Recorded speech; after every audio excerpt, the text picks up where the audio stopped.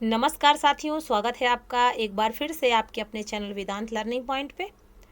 आज आप सभी के लिए डीएलएड फर्स्ट ईयर के 8वें प्रश्न पत्र ऑप्शनल जो आपका है हिंदी, उसकी इकाई नंबर 5 व्यवहारिक व्याकरण से आप क्या समझते हैं, परिभाषा और इसकी आवश्यकता का टॉपिक लेके आई हूँ, जो कि बहुत ही ज़्यादा इम्पॉर्टेंट है। पिछली बार पेपर में पूछा गया था, हो सकता है इस बार भी आपका आए।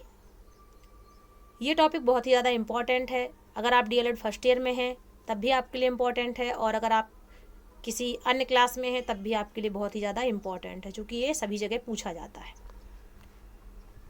यहाँ पे क्या है, देखिए, व्याकरण का अर्थ क्या है कि व्याकरण शब्द व्याकरोति से लिया गया है। भाषा को व्याकृत कहने वाला शास्त्र ही व्याकरण कहलाता है।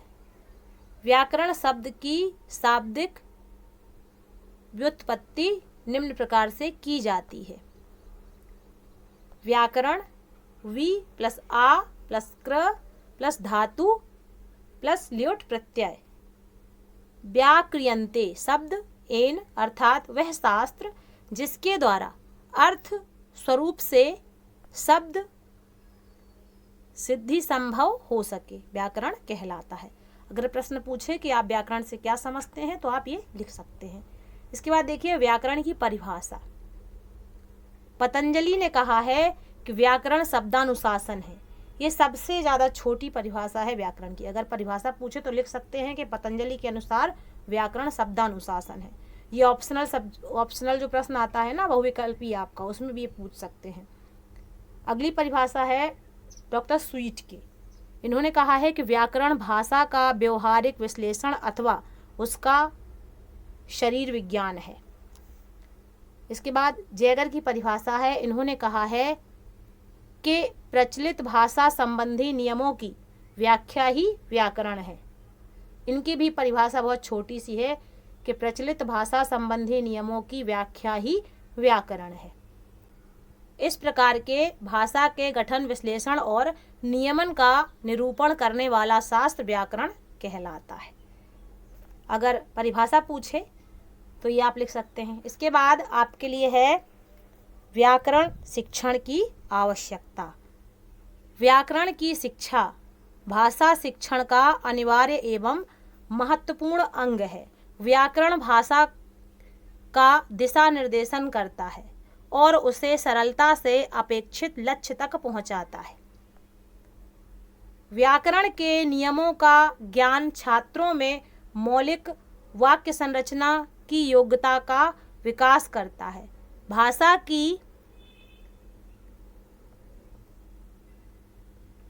मितन्यता के आधार हेतु व्याकरण के नियमों का ज्ञान आवश्यक है। छात्रों में भाषा शुद्ध लिखने बोलने के कौशल का विकास करती है। भाषा का शुद्ध रूप पहचानने में छात्रों को सक्षम बनाना ही व्याकरण का मुख्य उद्देश्य है।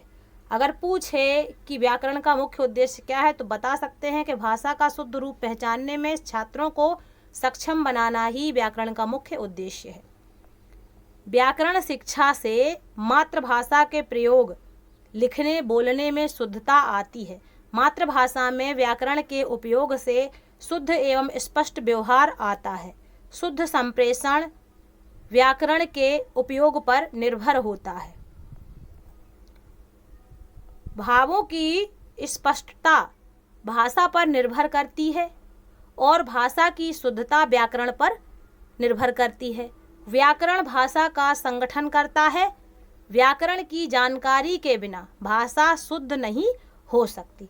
आप जानते हैं कि अगर आपको व्याकरण नहीं आता, कहाँ फुल स्टॉप लगाना है, कहाँ पे कॉमा लगाना है, कौन सा शब्द कैसे लिखना है, शिरोरेखा कब लगानी है, ये चीज़ आप नहीं जानेंगे तो आप भाषा नहीं सीख सकते, चाहे हिंदी भाषा हो चाहे अंग्रेजी भाषा हो। व्याकरण तो बहुत ज़्यादा ज़रूरी है।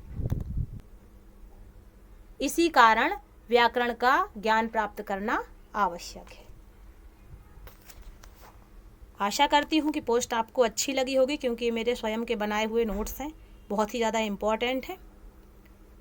देखने के लिए आप सभी का धन्यवाद। नेक्स्ट वीडियो में आपको मूल्यांकन से संबंधित बताऊंगी।